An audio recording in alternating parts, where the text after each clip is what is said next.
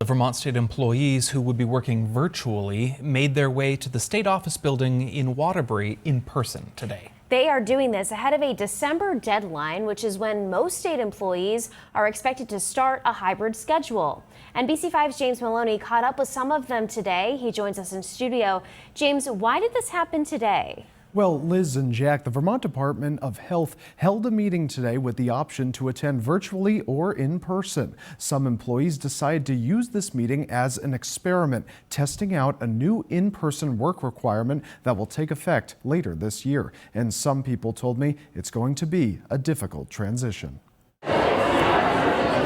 In-person meetings, in-person lunch, and in-person work. It might not seem so uncommon, but for some employees at the Vermont Department of Health, it's a big change. In about a month, most state employees will be doing this at least 3 days a week, and a Thursday meeting in Waterbury served as a test drive. I really do try to keep an open mind about what some silver linings could be. Governor Scott announced the return to office plans over the summer, saying it will bring collaboration back to state government after the COVID-19 pandemic. But for some employees like Whitney Noel, it's been a challenging transition. To be losing a decent chunk of my day due to simply just the commute and the impact of that.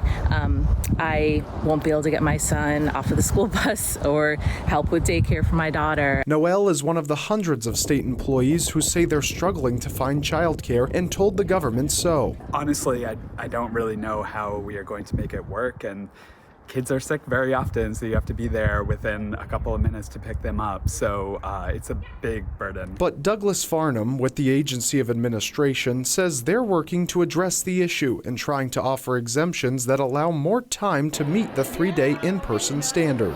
Especially for the after-school childcare and those logistical situations, we're going to be willing to talk through those. I'm not saying we'll be able to accommodate everybody, but I think we're going to try to get there with as many as we can. The Agency of Human Services says in-person schedules will be staggered to make sure everyone gets suited at the Waterbury complex. But returning employees will need extra materials, desks, and office supplies. Farnham says the needs of the office are being addressed. We're not talking building walls here. We're talking, some people may want ergonomic assessments. We're fully aware of that. And, we have a process for people to get those assessments. And again, state employees will be going on the hybrid schedule starting in December. Employees who need extra time to relocate or adjust are being given exceptions depending on their circumstances. But full compliance is expected by July 1st of next year. Back to you.